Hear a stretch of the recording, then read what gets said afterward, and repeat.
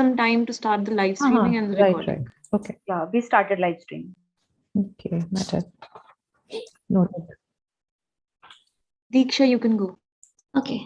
Good morning, everyone. I welcome you to the 10th non-plenary session of the 5th DGSIC conference. This session will be chaired by Manoj NY, who is General Secretary, Deleuze and Guattari Studies in India Collective and Visiting Research Fellow at the Global Center for Technology and Humanities, Kyunghee University, South Korea. He was the convener of the World Congress on Deleuze and Guattari 2020 held in Delhi and very recently organized an online lecture series on pandemic and the imminence of life hosted by the Center for Culture, Media and Governance, Jamia Millia Islamia. Formerly a fellow at Centro Incontri Umani Ascona, Switzerland, currently he is associated with an international research project on critical post-media studies in Asia in collaboration with Teikyo University, Japan and Kyunghee University, South Korea. Trained as an anthropologist, his primary research focuses on anthropology of alcohol in Kerala and the philosophy of Deleuze and Guattari.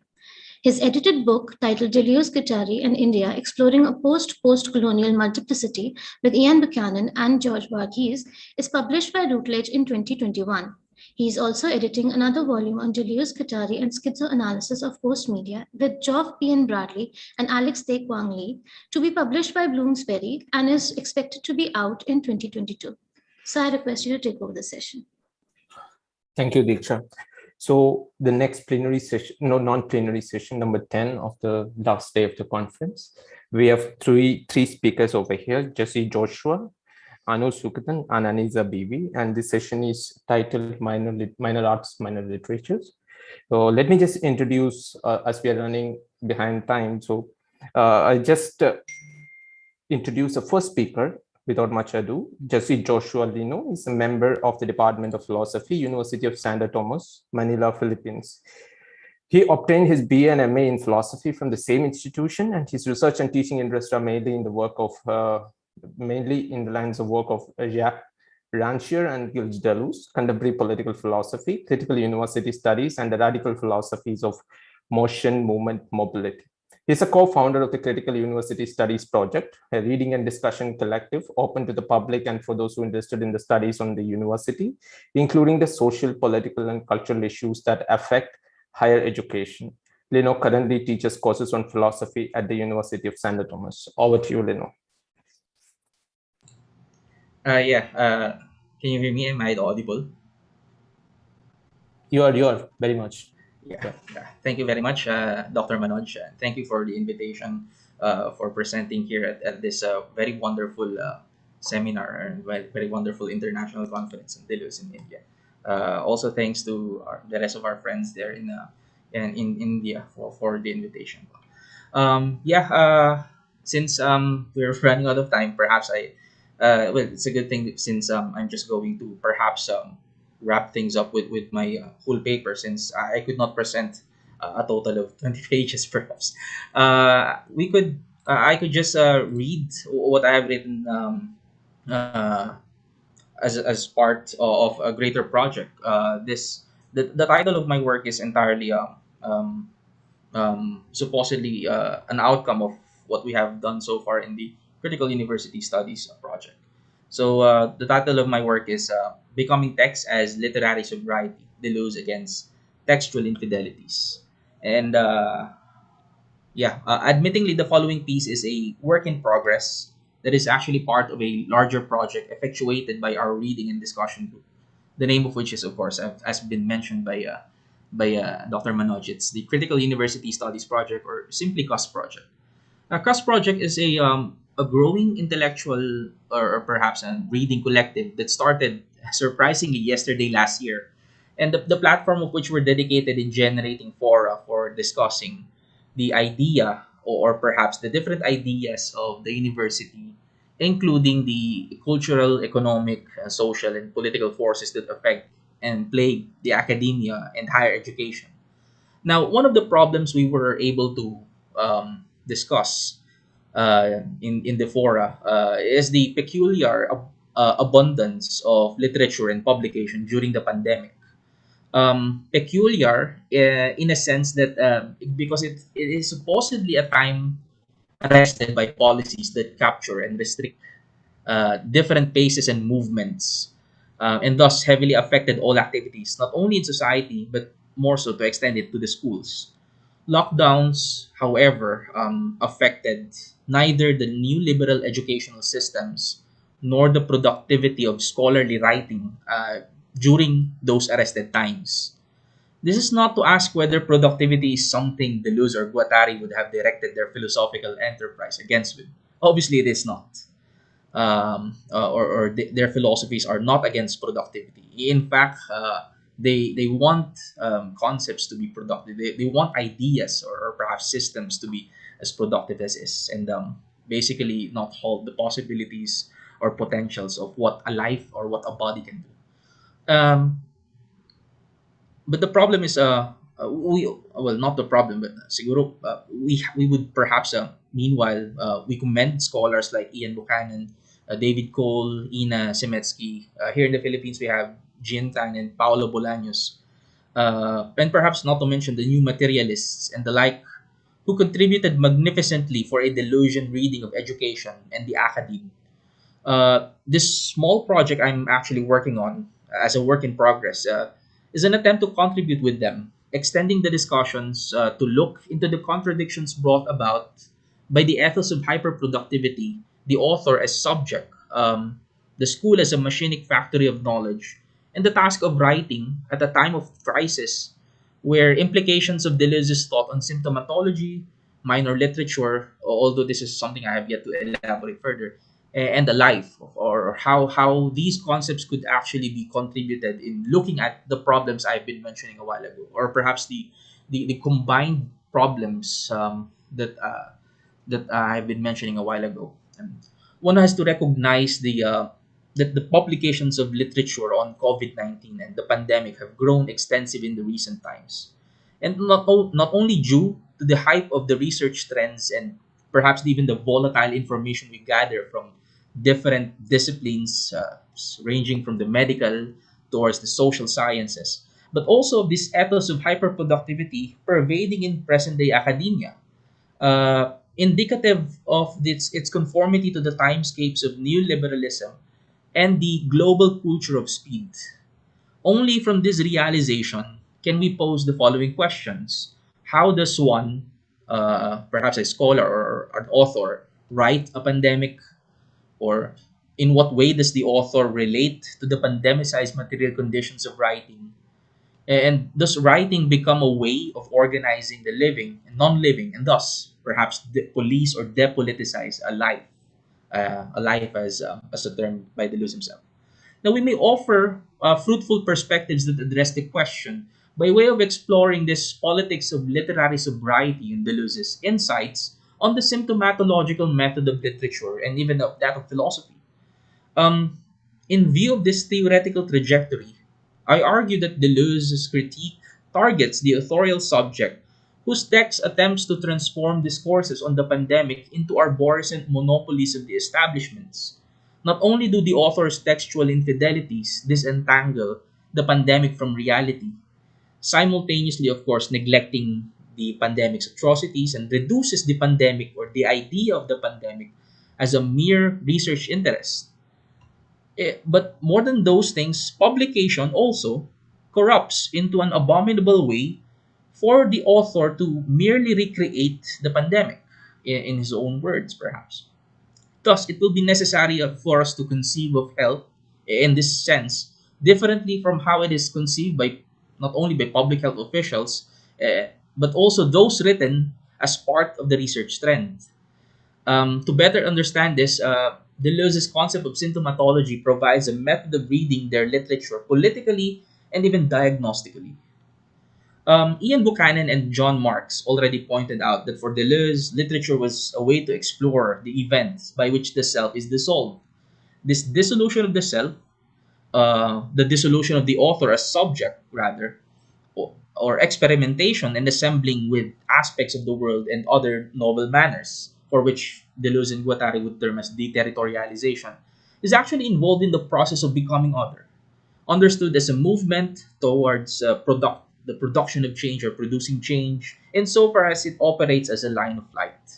Deterritorialization indicates the creative potential of an assemblage, Authors, therefore, are supposedly dissolved in their writing and they become the text themselves, or what remains entirely is the text, including the material conditions of the writing of the text.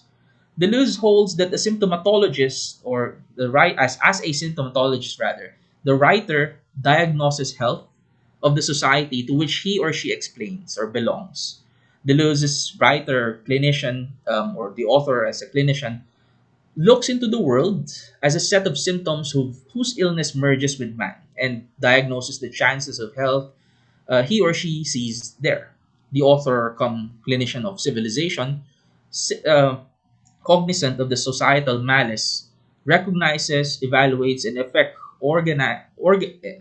in effect organizes a table of particular and although disparate symptoms afflicting a society. Now, a delusion reading of literature transforms conventional ways or approaches to reading literature in two ways. First, it indicates that literature is diagnostic rather than expressive. And second, the syndrome diagnoses are rather social instead of remaining to look at syndromes as individual, something that we actually could learn from Eugene Holland. Uh, in the same way where the authors attempt to write about and thus recreate the pandemic, Deleuze's critical slash clinical perspective of a physician isolating a syndrome from group symptoms in order to officially establish it as a disease inscribed with the physician's name, such as Parkinson's or Alzheimer's, etc., etc. Uh, we have, moreover, Deleuze has extended his arguments in the same way wherein forces, symptoms, and trauma create the subject. It is the text and the conditions of writing that which creates the author. Positing the living, which is the author, and the non-living as text as equals, or what I was referring a while ago as becoming text of the author, bound by the material production of the ideas involved in there. Now, in light of this, we have the concept of literary sobriety as an expression of immanence, conceived as the radical attitude of textual sincerity to the sober realism of a life. Now, it ultimately recognizes the text's empirical determinations and inadequacies, how it is incapable of really and fully capturing the experiences of what we could perhaps have. You have to recognize the fact that the text is actually part of life's intensity or life's expressing itself through writing. This would consequently disable also and exorcise all forms of authorial sainthood or the author's attempt to transcend beyond the text by monopolizing the textual object. Or in reality, we have in our case the pandemic by the author attempting to transcend the effects of the pandemic as and by monopolizing it as his or her own while remaining objectively to or perhaps disinterested with it, or worse, the author remains unaffected by what he is or she is actually writing. Now, you will find a lot of scholarly works and creative monographs that merely touches on the issue of COVID-19 without having to tackle directly the effects it has brought into our lives. We could perhaps remember what Adorno was mentioning, that after the Holocaust, the first perhaps the first the first crucial, or if not crucial, the first so for lack of better description, the first evil in its banality could be done so far is to write poems about the Holocaust, to write poems about the experiences of someone. But in such cases, we have to understand and recognize that the texts are inadequate in expressing themselves to us. It's rather the other way around. The text should determine the basically what was supposed to be expressed from the very start, or perhaps the texts are abundance of the experiences of what has happened. To use the lessons of Deleuze's Nietzsche and philosophy. Yeah, you will find a lot of scholarly works and creative monographs that, yeah, it doesn't really touches anything, or without don't really tackle directly the effects that brought the pandemic, the effects of the pandemic brought to us in our lives. We once again invoke that writing should be diagnostic and not merely expressive. Now, from the contradictions of pandemic writing, we must be able to look into how writing at a certain point betrays the material social conditions from which the author had transcended. Instead of the author supposedly dissolving into the text and become part of its intensity by, of course, becoming text. Now, a literature that is sober can bear witness to and diagnose the conditions that entropically imprison the vital organismic and non-organic life germinal to each individual. Moreover, by inventing and invoking new ways of being in the world, literature can actually resist the present, that which it attempts to bind, constrain, and block, or perhaps diminish, and set this vital germinal life itself free, or perhaps how we look at the plane of immanence as full of potentials, potential expressions for which a life can actually be conceived with. Now, we from the following or from the previous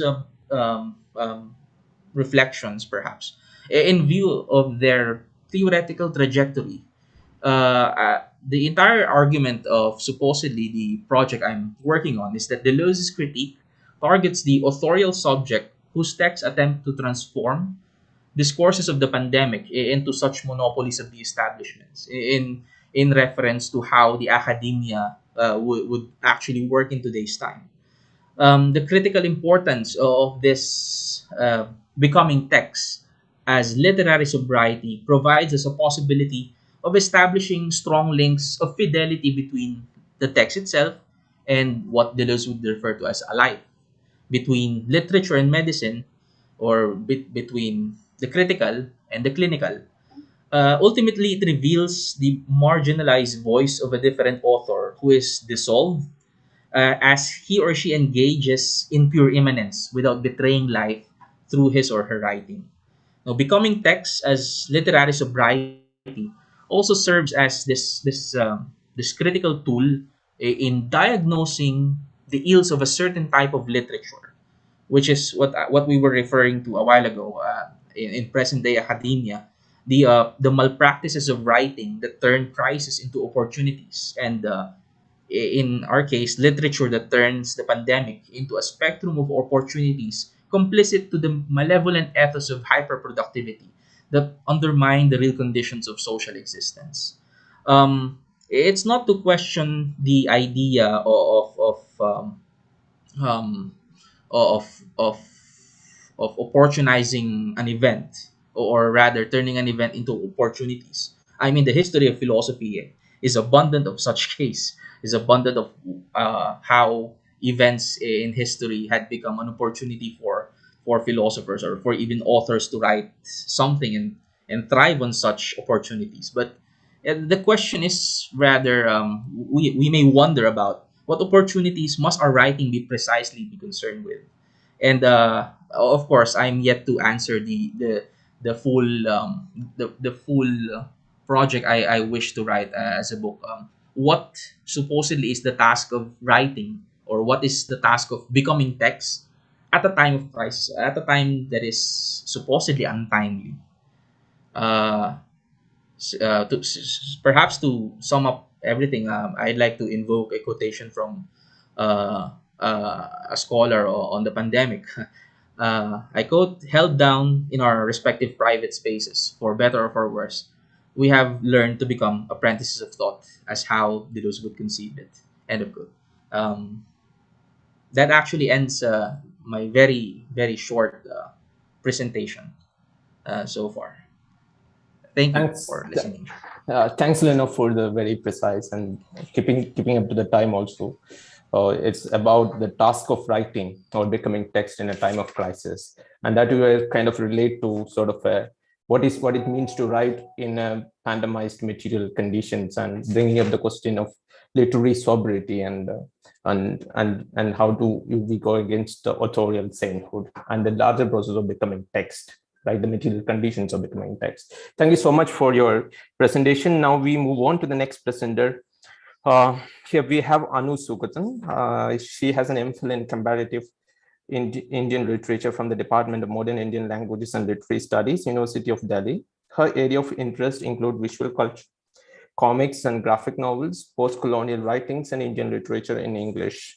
And her topic is locating smallness and minimalist aesthetics in Arundhati Roy's God of Small Things and Sujata Gill's Ants Among Elephants. I think there is a small change in the title. She will explain it. Thank you. But I welcome Anu Sugatan. Yeah, thank you so much. Thank you so much, Manoj, and also the organizers for giving me an opportunity to present here. So yeah, there's a slight change in the title. So instead of Sujata Gidla's Ants Among Elephants, I'll be using another text called Bhimayana by S. Anand and others. So the title of my paper is I'm audible, right? It's fine, right? Yeah, very much audible. Yeah. Okay, thank you. So the title of my paper is Locating Smallness and Minimalist Aesthetics in the God of Small Things and Bhimayana. Deleuze and Guattari's idea of minor literature has inspired literary scholars worldwide to make a larger array of literature visible as opposed to certain standardized literary influences. The norms that are constitutive of a major language is disrupted when becoming minor takes place.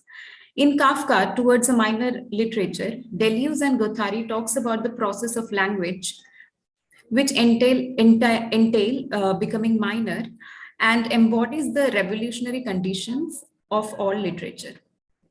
When introduced into literary works, the linguistic structure and thematic treatment is interrupted or bended in the minor literature through deterritorialization. Kafka's attempt to bring in the minor elements into German is an important example of the process of becoming minor. He introduces Czech and Yiddish elements in his writing and inflicts a deterritorialization of the German language. The infiltration of the minor elements in a major language is subject to, I quote, intensive utilization that makes it take flight along creative lines of escape, which no matter how closely, no matter how cautiously, can now form an absolute deterritorialization, unquote. According to Deleuze and Guattari, minor language does not create a minor literature. Rather, the literature is constructed by a minor grouping within a major language. It suggests that the major language here does not function in a position of familiarity, and thereby there is a high coefficient of deterritorialization. The minor culture, then, for the representation of itself, has to destabilize the major language in which it is written through deterritorialization and nativized use of language.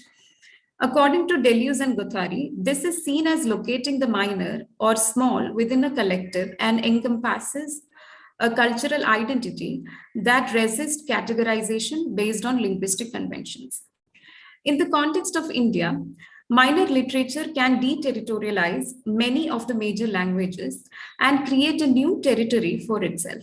In this regard, I will discuss two texts, namely Arundhati Roy's The God of Small Things and S. Anand et al.'s Bhimayana, Experiences of Untouchability, which deterritorializes the traditional treatment of the narratives on caste. To be precise, I will argue that the narratives on caste, as represented in The God of Small Things and Bhimayana, have a political impact on the major literatures and engage in a collective value.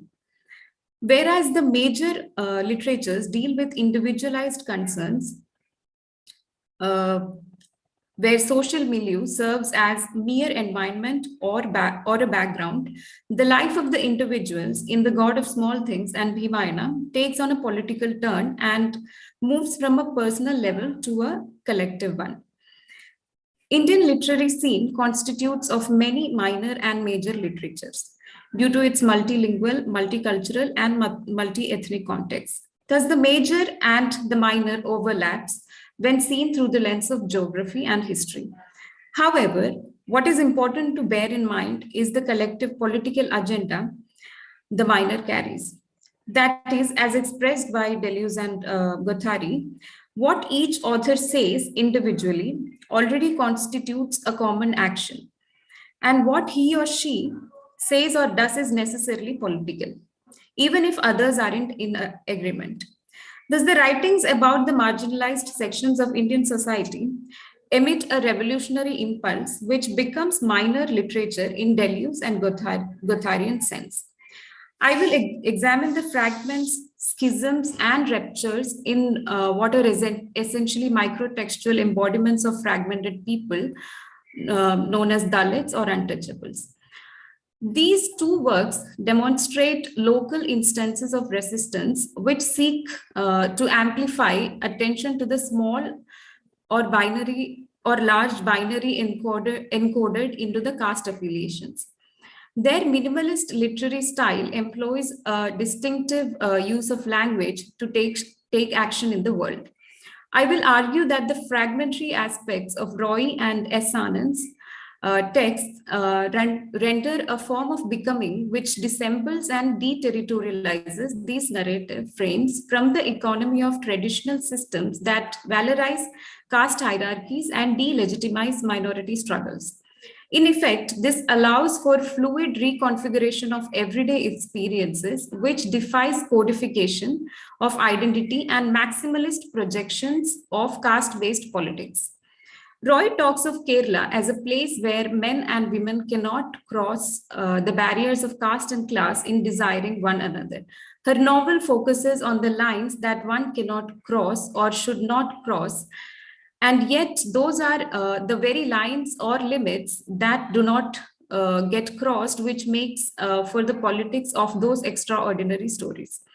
Ammu's love for Veluta is not only the sexual gratification that she seeks, but seeks to touch the untouchable, which ignites the novel with the rhetoric of ruptures, wounds, and failures. Once we posit the fragment as the formal embodiment of incompletion, because in the opening chapter, Roy accuses the famous love laws of being the start of it all. And in the closing chapters, she reminds us the twins broke the love laws.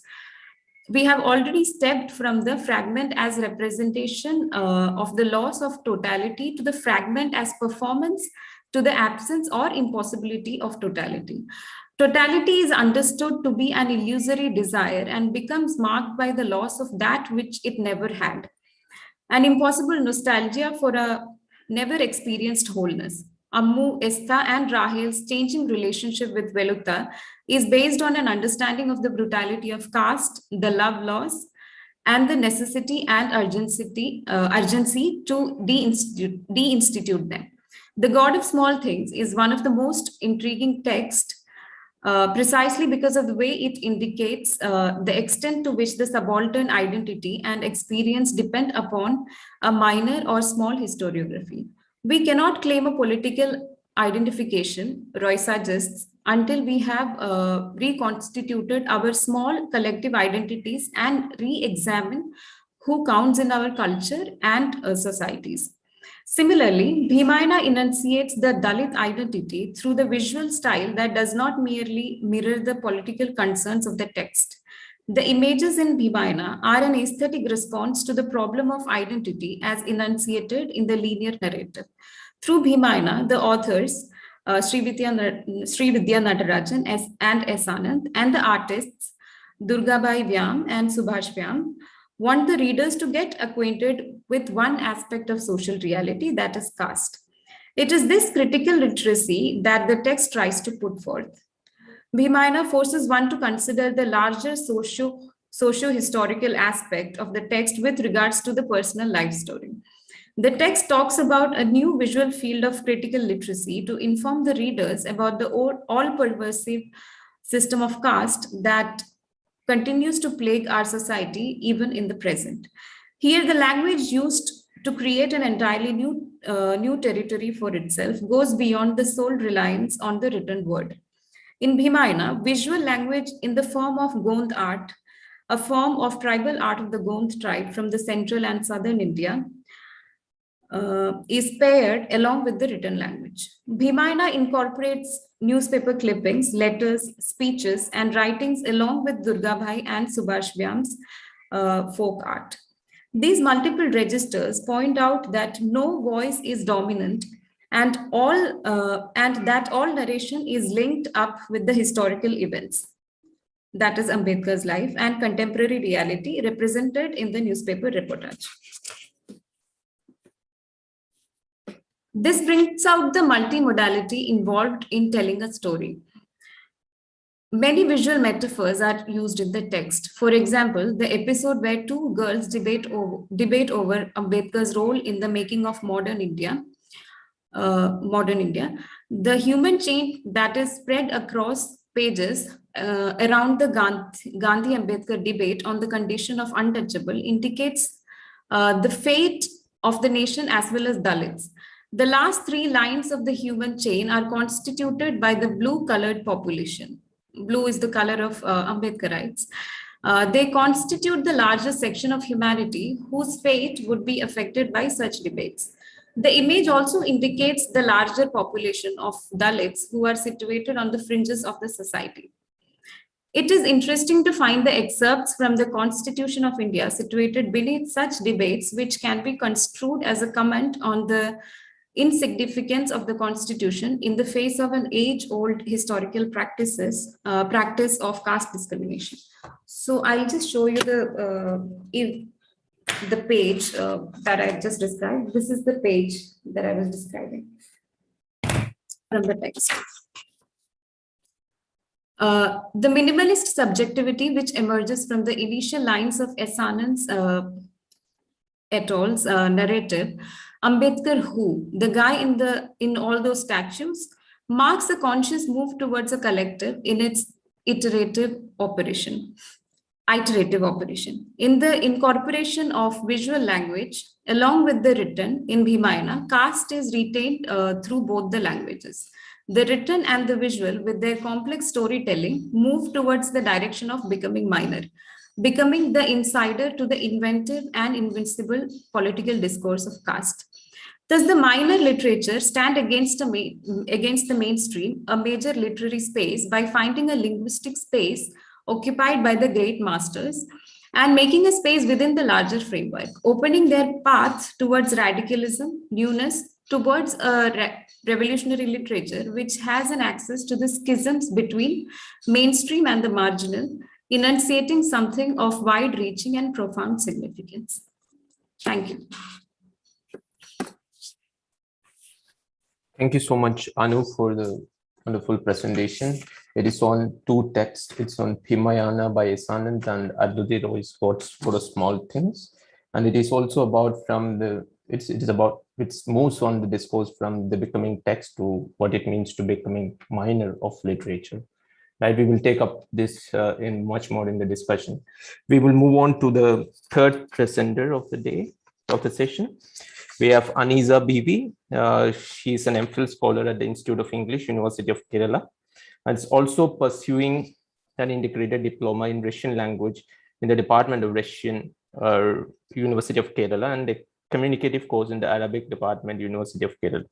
She works as a freelance translator and also teaches undergraduate and postgraduate students online. She has published short poems, travelogues, and features in Malayalam magazines. Her areas of interest include translation studies, digital humanities, women's engagement with digital platforms, cultural studies, amongst others. Over to you, Aniza Bibi. Thank you so much, sir. Yeah. Is my voice reaching you? Yeah, you are audible. Yeah. Yeah, thank you, sir. Thank you. Okay, so I'll share.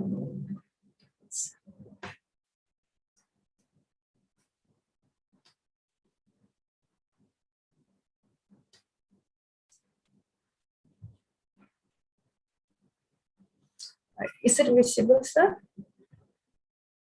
Yes. Yes, it's visible. Okay, thank you. And thank you so much for that, sir. And thank you. I once more thank the organizers. Again, you are a part of it.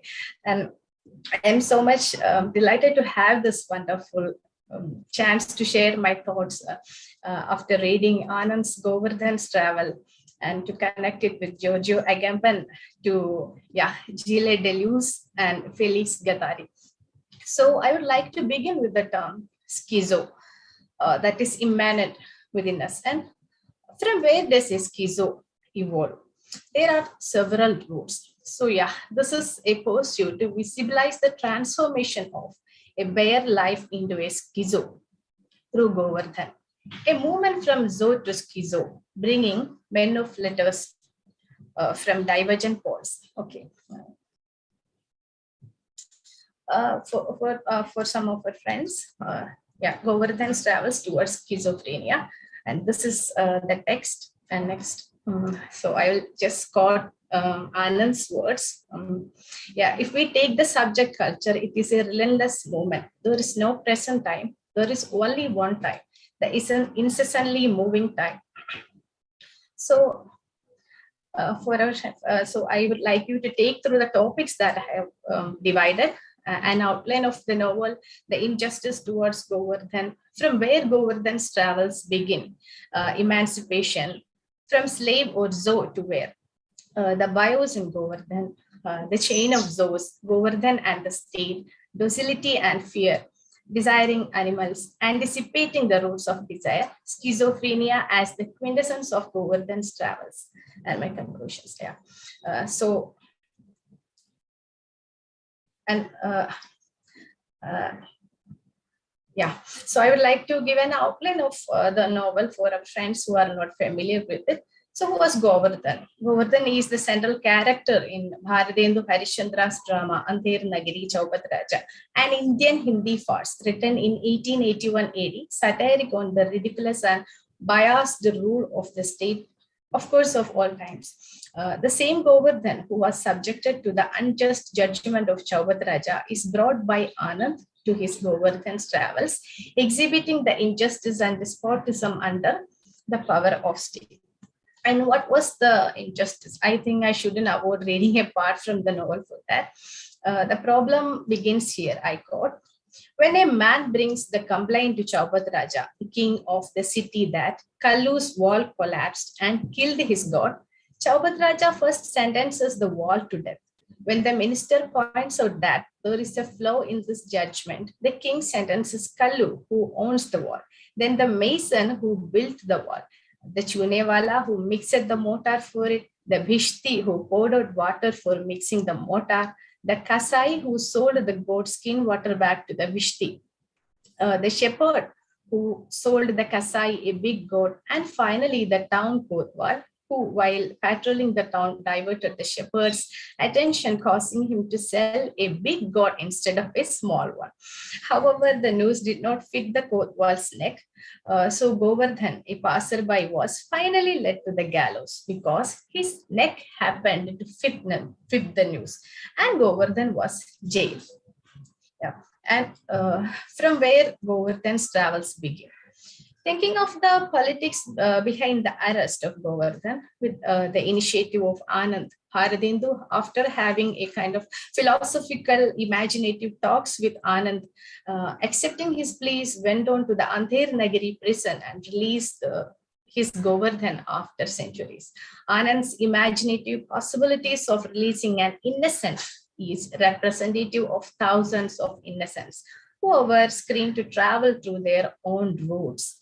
And Govardhan sails out of the unjust laws of the state, bearing with him the hard rocks of the peace of injustice that coerce the victims into the silence of fear. And I feel Anand's characters in Govardhan's travels were mostly in the state of solid, that is, with a structure of tightly packed molecules, especially Govardhan, not able to move free. That is a shape that is difficult to change, is what happens under the power of state. Tightly packed molecules, several loosely packed molecules, neutrally packed molecules from history, myth, and literature, including kings, poets, travelers, etc., made with Govardhan. And Yama, Ibn Battuta, Humayun, Mirza Ghalib. The list goes on like this. It's not easy to bring all the characters. And I travel here with Govardhan from Giorgio Agamben's Homo Seeker, Sovereign Power and Bare Life, to Deleuze and Guattari's anti-Oedipus capitalism and schizophrenia, to see how Deleuze and Guattari's notions on desire works with Agamben's concept on docility and fear, bracketed with other characters too. And the concept of emancipation in the work is completely bewildering. Govardhan here comes out of the curtain from the group of slaves sent by Muhammad bin Tughlaq to the emperor of China as a gift among several gifts, with the traveler Ibn Battuta being a messenger. At last, left with only 2 slaves, that is Govardhan and his brother Ali Dost. And Ibn Battuta releases them, but there is a question still on how far they are freed, and was it the real freedom that these molecules should experience? There are some other kinds of bemusing releases too. For example, Bharadendu Harishchandra releasing his Govardhan from the cell, but he was not free. I quote from the text, he was not free. The noose far more terrible than prison walls still hung above his neck, unquote. And he kept on going after Govardhan, asking everyone about him to bring Govardhan under his supervision. And Mahant, who is out of the Anther Nagari drama, is still in the control of Bharadendu, with a duty assigned by the author to save Govardhan, who is freed. And from slave or Zo to where? Ali Dost became a soldier of sorts, installed with cruelty, and Govardhan wanders. And at some points, he starts his life with Manu and Salma, the family of Ali Dost, in the land of war, tyranny, oppression, and helplessness. And soon Govardhan happened to disappear, or can be forced to disappear from his existence, maybe, temporarily as a human to the jail, escapes the jail, and he starts to wander as a bare life that is hunted and haunted by the power of authoritative laws. Even after freeing or being freed, they all are carrying the burden of the same roles they were playing before. Govardhan and the bios in Govardhan. From the time Govardhan was arrested, he has become a bare life, but walked on to find the answers for his questions on the injustice that was sealed upon him. As I quote Agamben, a bare life, that is the life of a homoseeker, sacred man who may be killed and yet not be sacrificed, unquote. The night when Govardhan comes to Ramchand asking questions, who was a mathematician, researcher, and journalist. Yeah, I quote again Govardhan. Tell me, what work does a hangman do? Does he fit a noose around the neck of a sentenced man, or does he go in search of a man whose neck will fit the noose he has prepared, unquote. Govardhan had many questions on power, judgments, possibilities of getting out of the frames, and so on.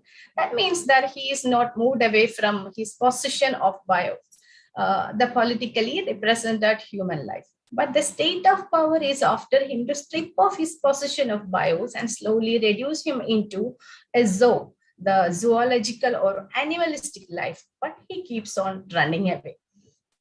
The authority following the missing of Govardhan proclaims the chain of source, proclaims that if the missing continues long, then the next person, the supposed culprit chain, shall be killed. So all those who were listed as malefactors in the God murder case started to run frantically in search of Govardhan, so to save their own lives. The state therefore was creating a chain of zoos and bare lives, which led to a condition where they all are under the power of law that will not work to safeguard them. And in contrary to the law, the state has now changed its method of killing the culprit from hanging to another method. It tends to change. And when the matter became a kind of authoritative or national crisis, that would be a great threat to the sovereign, which is indistinguishable with, again, I quote Agamben, Carl Smith's definition of sovereignty. Sovereign is he who decides on the state of exception, unquote. And Govardhan and the state. However, the contingencies within the state to pass the verdict on the death of the petitioner's God continues to cast around Govardhan, who keeps on running away with fear, being inside and outside the law, facing the severities of law in lawlessness and lawlessness in law. His travels take him to multiple phases and extreme levels of sufferings, sealed upon as a culprit, victim, charged with crimes that he is not involved in. On the run, migrating from the laws and power of the state, Govardhan with Mariam reaches an enclosure declared territory, a place that has become out of bounds for vagrants. And Govardhan, according to the Anti-Vagrant Act of the territory, was thrown out of the city after his ears being cut off, from where he was captured and tortured by some other gangs where no laws came to protect him. Where the sovereign laws seem to jail humane laws. Yeah, humane laws, if there is such a law that works well in real.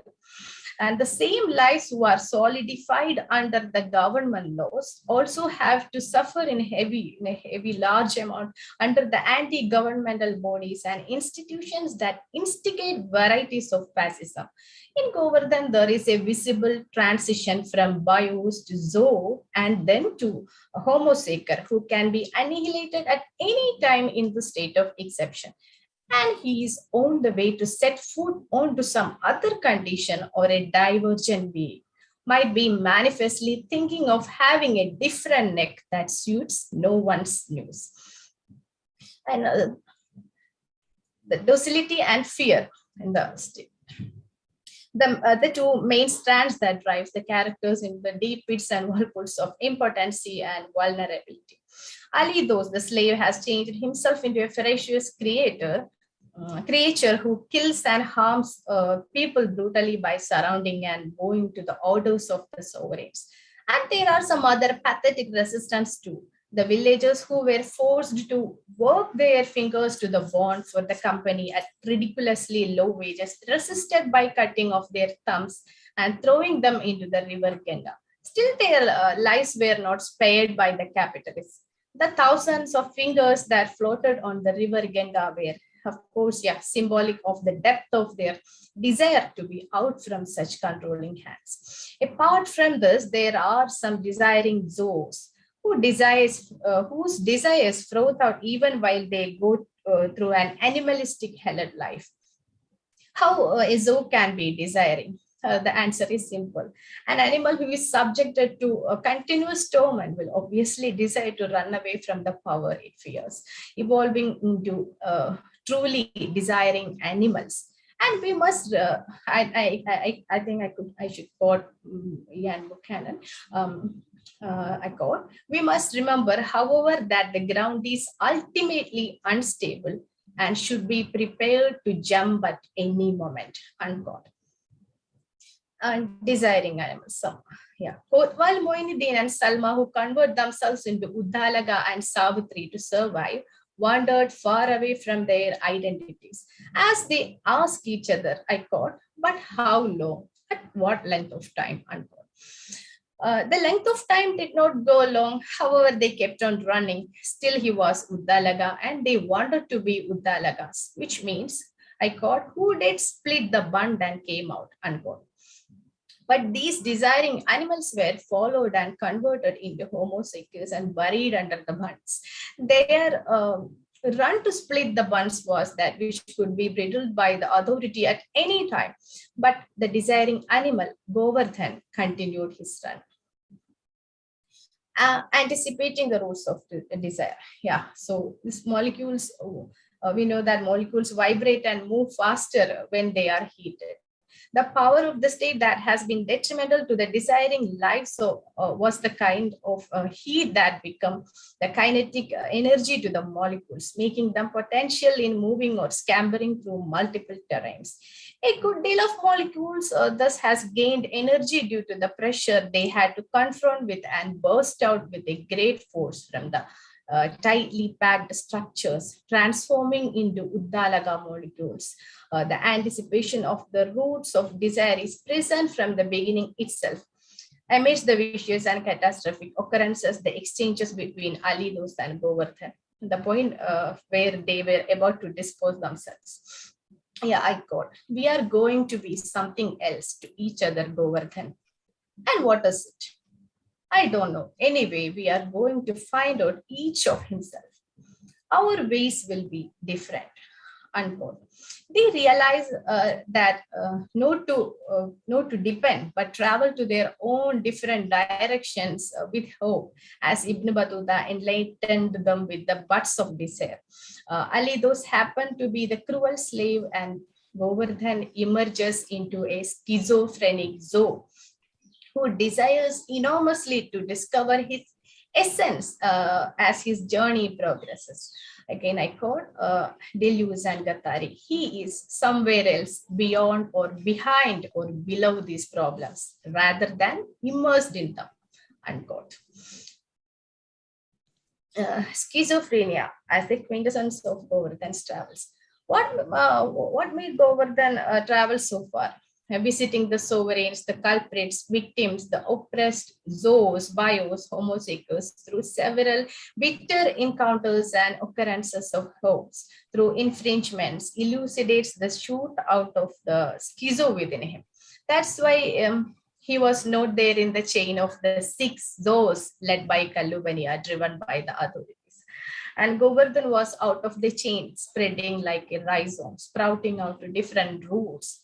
However, Govardhan knew that the powers of the authorities or jurisdictions are behind him. He went on asking questions. He also had influences on others, triggering fluidity in them with his questions, producing a kind of kinetic energy. And he unties the thoughts of Ramachandra that made him to set out in search of the answers. Govardhan never wanted to be in a frame or a wall, but he wanted to be away out of the frames and walls created by powers, like how Govardhan unbolts to Umrauja. I caught Amir and Didi. I walked out of the wall, or the painter drew me, peeled me off the wall, and made me walk down. The fact that you sent your painter away does not mean that you have to stay on the wall, unquote. And Govardhan walks away out of the wall that Umraujan talked about. Govardhan always wanted to move from one to another, as I caught Deleuze and Guattari. The schizophrenic passes from one chord to the other, that he deliberately scrambles all the chords by quickly shifting from one to another, unquote. Govardhan, after he was expelled from the judiciary and enclosure state that callously cut off his ears, again had a hairbreadth escape from the terrorist group and evades with a cord of delirium that has got an exceptional fluidity where the molecules are able to flow loosely. I quote, with the force of a gale, a sudden desire to leave possessed him, and he had no time to think. Using all the strength he had in his heavy hand and legs and his teeth, he managed to take care of 2 strips from the edges of his clothes and wrap them over his hands, unquote. Here using all the strength or more than the strength that he thought he had, akin to the Spinozian view on human potential that no one knows what one's body is capable of. Govardhan toiled to fly towards where his desires flew. Without a shape or structure, his body becomes unorganized in the Artodian term used in the Anti-Oedipus, read as a body without organs. I quote, body without organs is the immanent substance in the most Spinozist sense of the word, unquote. Govardhan, who has become a prey to different groups day by day, explodes and wants to blow away the ties upon him and decides to go forth and to do more than what he can, without a certain end or destination, as Sarmad explains about that. Govardhan has come out from some holes, I quote, while Govardhan had come down from the stage onto the crowd, was not I moving out from among the multitude onto the stage, unquote. A stage here is always a structured place where the movements are controlled by particular hands to perform a particular action. But the crowd is unorganized, where there is no structure and shape. Govardhan himself became unorganized. Amidst the fascist authoritative structure of the state, some molecules started to demolish the fascist force built by the Oedipal questions of morality within them. In the course of time, Govardhan lives with Salma, who was the wife of his brother Ali Dost, and then shares his life later, some other time with Mariam. And rather than the matter of relationships between them, they were those were the brave steps towards the anti-Oedipal, neglecting the Oedipal altogether, experiencing, again, I quote Deleuze and Guattari, Oedipuses as subjects, Oedipuses as subjugated individuals, Oedipuses as fathers, and Oedipuses as sons, unquote. Govardhan started to wave from places to place as a defiant wanderer, trespassing the boundaries and borders that kept him tightly packed.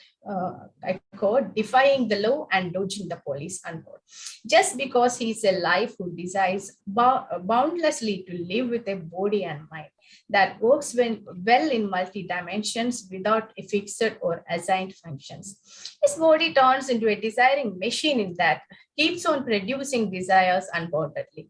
The authority works as a channeling machine that the authority here works as a channeling machine that re-territorializes as how the psychoanalysts bring the neurotics to their couch, and Govardhan continues to be a desiring machine, being the schizo who goes out for a walk, an endless walk, of course, yeah.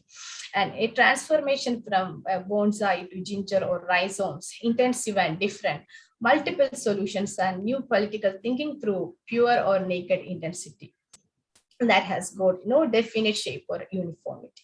Govardhan wants to travel away from the routines of daily night, away from the fascist of the state, away from the fascist within him, breaking all the conventions and spreading beyond limitations rhizomatically.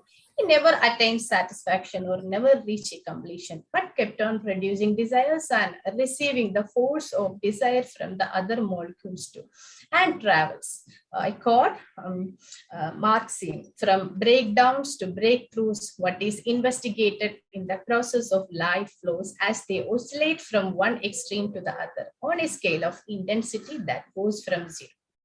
Unquote. Govardhan is still traveling through the non-linear political thinking zones and regimes of authority, everywhere hearing the ear-breaking roars of the hidden Maliks. We can't deny that in the capitalist authoritative scenario, we all are bios, zoos, homo seekers, bare lives, and finally evolving into schizophrenic who terribly desire to run away, get away from the locking norms, seeing things in the other way. As Govardhan says, I caught, that too does not matter, said Govardhan. I can see it the other way, unquote. And the schizophrenia is the other way. Throughout the novel, we see the sharp edges of the capitalist hands attacking humans, and capitalism is, I quote again, continually cutting off the circulation of flows, breaking them and deferring the break. But these same flows are continually overflowing and intersecting one another according to schizas that turn against capitalism and slash into it, unquote. Deleuze and Guattari. And Govardhan's travels are on the ongoing wheels. It's not ceased and may rise someday against capitalism. We can't deny that possibility because he has been escaping and absconding somehow out of the barriers, transforming himself into a schizo. I quote Deleuze and Guattari, for the schizo is the one who escapes all Oedipal, unquote. Anti-Oedipus here is an incessantly moving part of culture since it is a lifestyle and art of desiring production, as Michel Foucault discerns it. And there are schizophrenics ready to evolve. Everywhere it reiterates, Ana al-Haq. Ana al-Haq means I am the truth. I am the truth. The non-fascist I is the truth here.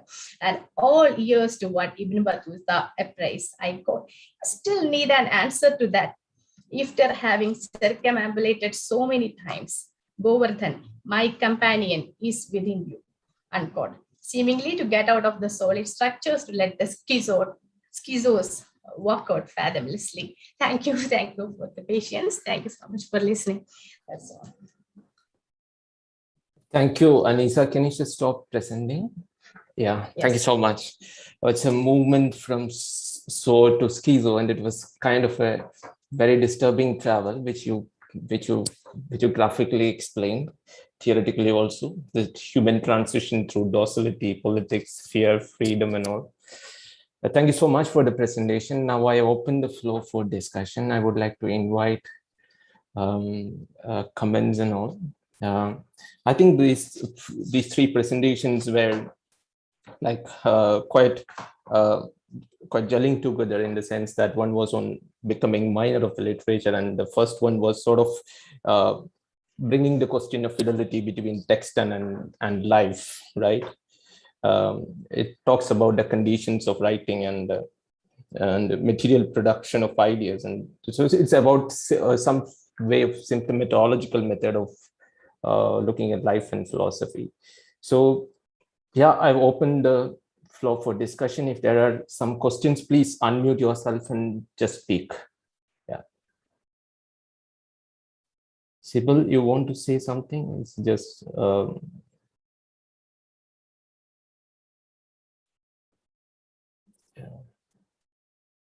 I know you can ask the question directly. You don't have to type in. If you don't mind. Do you want me to read? Sure. No. Yeah. Hello. Did you read it? I was just wondering, like, because I was trying to make sense of it. So, can you explain it a little further? Like, in your title, you mentioned that, about textual infidelities. So, how does these two, come together? Like, I was not able to exactly make sense of it. Yeah. Okay. Perhaps the phenomenon of textual infidelities are quite prevalent in today's time. Specifically on how authors uh, perhaps betray the very textual objects they attempt to write about.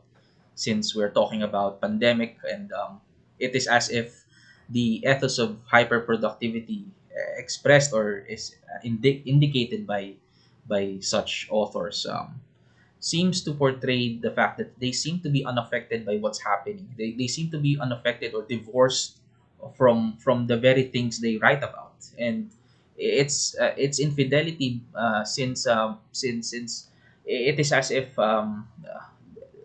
there's a kind of a distance, or uh, yeah, a distance, for lack of better description, a distance already that seems to fool.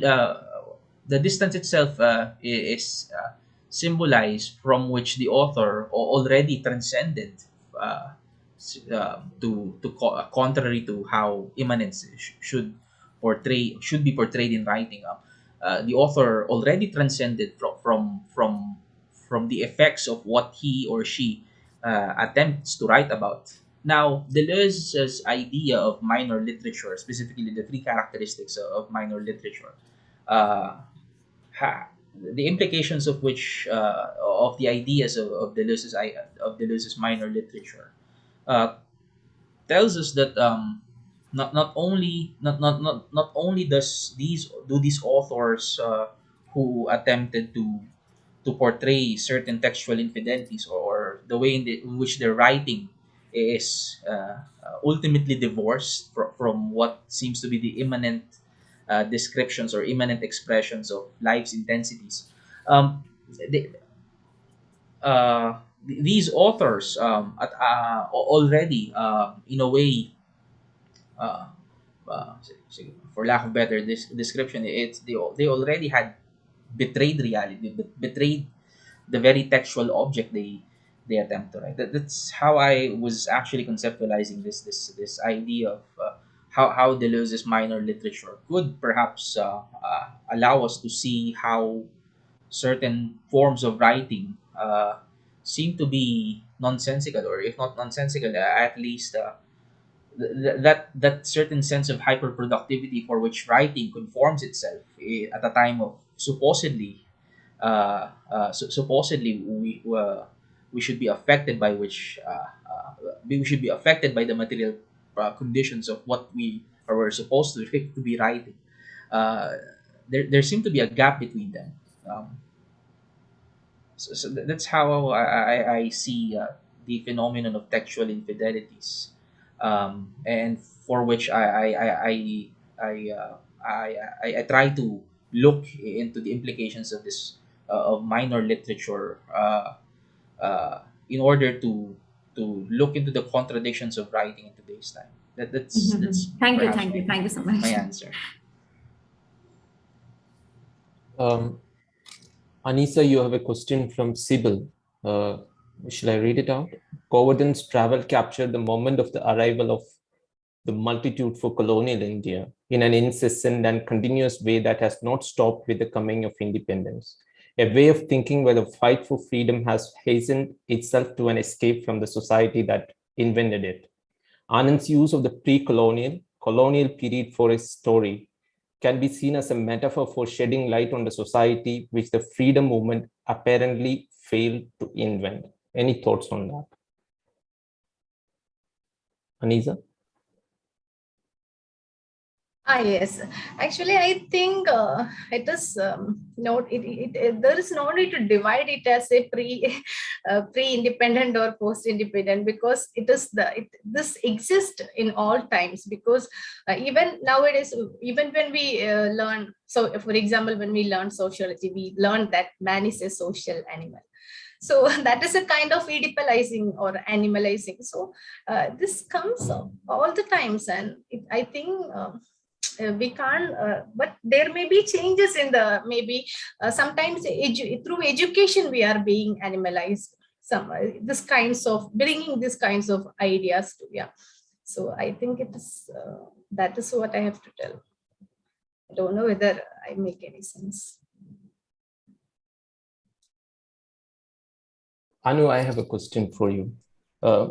It's not directly relating to your presentation, but still in a general sense, especially you are talking about the becoming minor of literature, and you are locating smallness and and becoming minor in certain literary text, especially in the case of literature dealing with caste, right? Sibyl, do you have anything to ask? Okay. So dealing with literature dealing with caste. So there is some sort of a criticism regarding the, like you say, becoming minor. In that sense, is sort of any major text can get into the minor reordering of it, right? In that sense, how do you kind of respond to the position that like something related to lived experience and the writing, especially in the case of Dalit literature? Okay, so I think people have also kind of, tried to talk about Dalit literature becoming minor. So I would feel that, and they have tried to say that, Dalit literature is something which deals with caste and is written by a Dalit, right? So that there's a debate going on in that sense. So when they kind of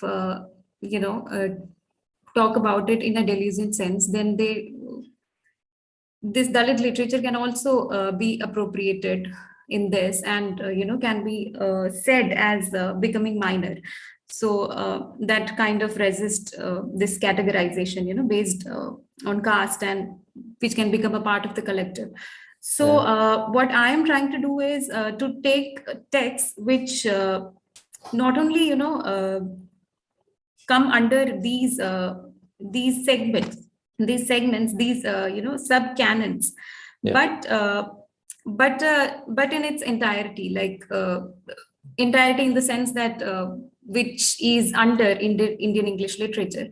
So particularly in that sense, I feel that the texts which are dealing with caste could be that has a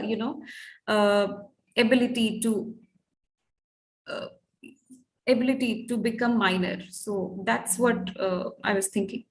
Yeah, I was not really questioning your selection of the text. I was just curious to know your thoughts on that. This was one of the discussions which I was also like pondering on for some time. Like, how do you, even though I'm not a literary scholar, but still, the connection between lived experience, and I think some of the Dalit writers are even protective of their authenticity of experience, if we can call it like that, some sort of like that. That's why I raised this question to you. Yeah, I mean, there is a debate about that. They do feel that, as an insider, you are the one who is the who would be able to, give an authentic description of the lived experiences, and not anybody else who would be writing about it. So I don't know, like these kind of, this kind of a dichotomy, what to tell about that. But I feel that we need to come as a collective, force here, and we need to be together and talk about these ideas, and not just, restrict it to one particular sect. Yeah. May I conclude if no one has any questions? Yeah, you were asking me for something. Yeah, Sybil, do you have any questions? I had to attend to a phone call. Okay. I saw your name on the screen. I thought like you were trying to say something. So if you have any questions or any comments, you can do that right now. Please go ahead. Perhaps I can add something. Yeah. Thank you very much for wonderful presentations, Jesse, Joshua, Anu, and Anissa. I actually very much like to join the minor literature sessions in order to invent a minor philosophy train of thought. I teach philosophy, but I would actually, and then again, you see, I think that no, it wouldn't be the right thing to do in relation to the question, what is philosophy? But in one of the possible paths of relating the two might perhaps be to say something more, to comment on the relationship which was mentioned in the first presentation between the critical and the clinical. And we have this point of view, the clinical, it's from the clinical perspective, I mean, the medical clinical perspective. We have the problem of masochism or perversion on the one hand, and on the other hand, we have psychosis, neurosis, and so on. And I was actually wondering to narrow, to broader discussion into something which is really triggering my mind. How would the idea that we do not write through our neurosis and psychosis? You remember the famous quotation from Literature and Life essay. We have to be on the side of, how should I say, coming out of illness to another stage of health or the potentiality of life and so on. And I wonder how this is possible in this, actual very chaotic time we're living in pandemic time. How can a writer, avoid this, I would say, very clinical epoch we are living in, very clinical, very, I'm not sure whether it's more on the schizophrenia side or psychosis, but everywhere we are confronted with the fact that people really lose connection to reality. There's such a strong, loss of reality principle and reality proof and so on. Of course, I'm also, in a way, thinking about Freud and his definition of psychosis. But how would you comment on this, the clinical and the critical in the present day? Who writes about whom? What is it possible to write about and how? Lino. Yes. Thank you, Dr. Eva, for that wonderful question. If I may answer your kind of a short reflection about how are we to write in today's time? How are we to write about the crisis of times? Perhaps we could again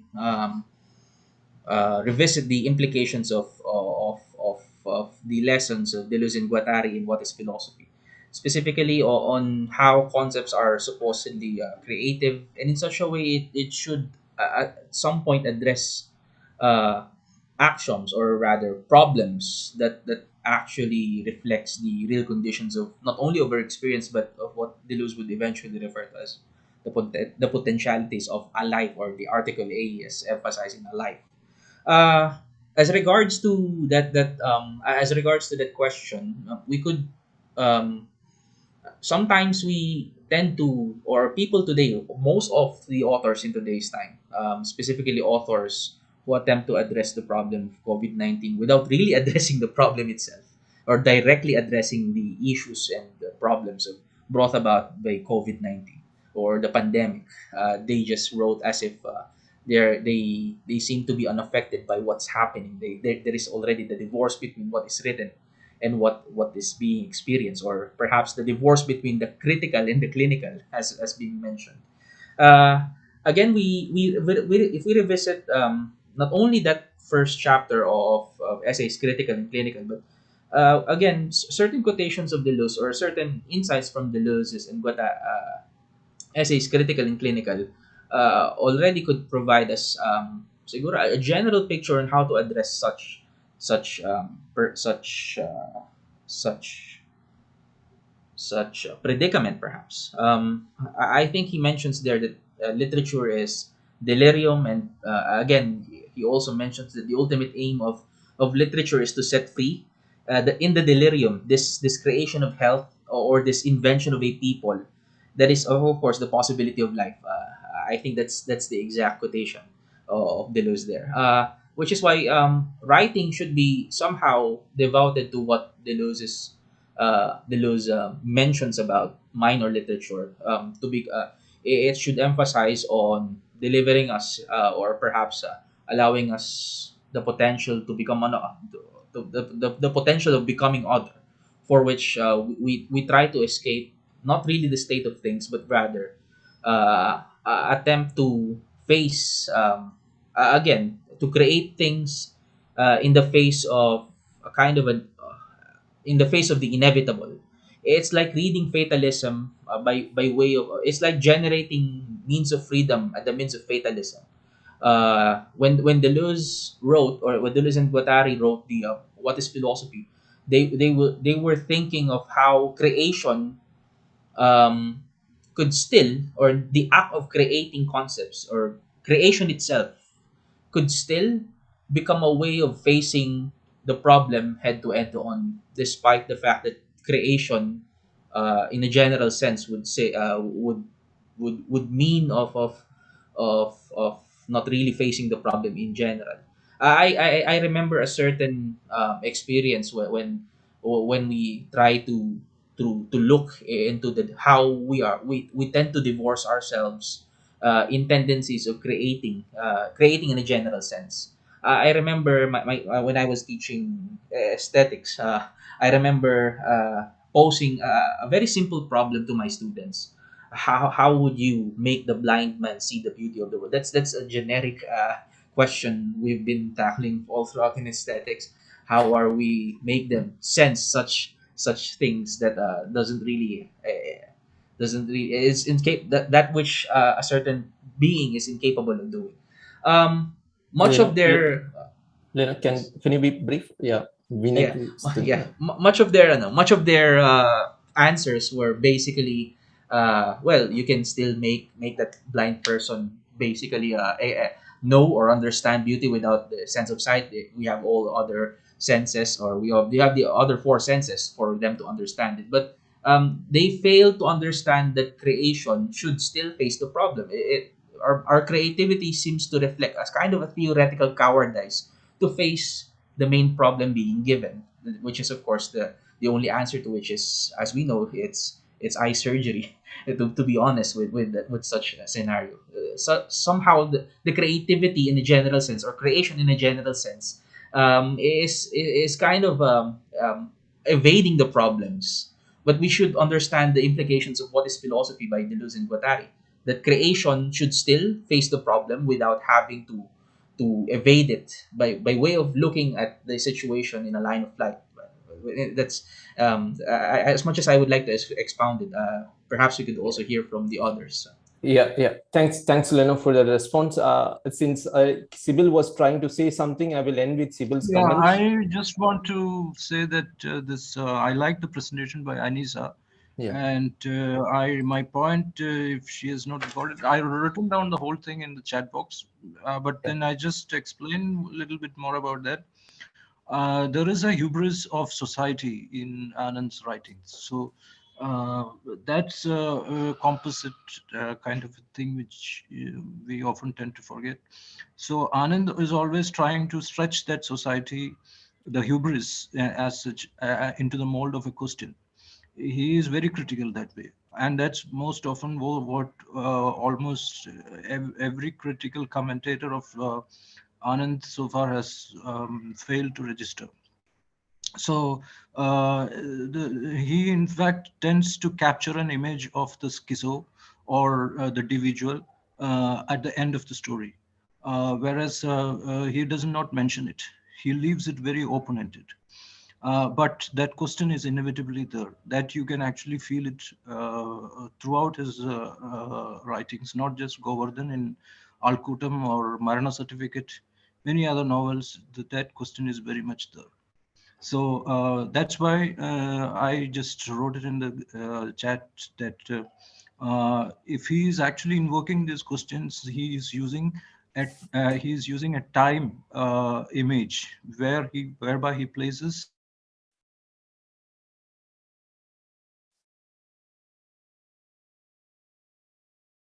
that society back struggles. So from there he actually is pressing a question where he can now really locate himself. The question is virtual, but he is for real. Yeah, thanks, Sibyl, for that comment. Anisa, you take note of it. And we don't have much time for your response because we are already running out of time, and we have only 10 minutes to start the new session. We have the non-plenary session 11 coming up, which is titled Memory and Desire, where it's a couple of very good presentations in that session as well.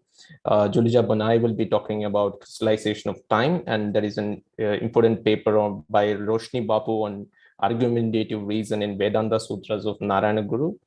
And then Gopika Mohan talking on War Machine, and Sandhya Devishan on Anthropocene, Deleuze, and planetary thinking.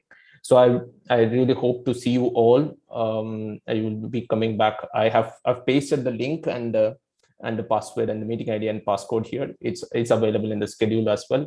So I hope you all will join us back for the non-plenary session 11, and then there is a plenary session afterwards with Alex, Vidar, and Chunmei, and then the concluding session. So we have only one session to kind of finish the 4-day conference. Thank you so much for being with us, and I hope you will all be there for the next session as well. Thank you so much.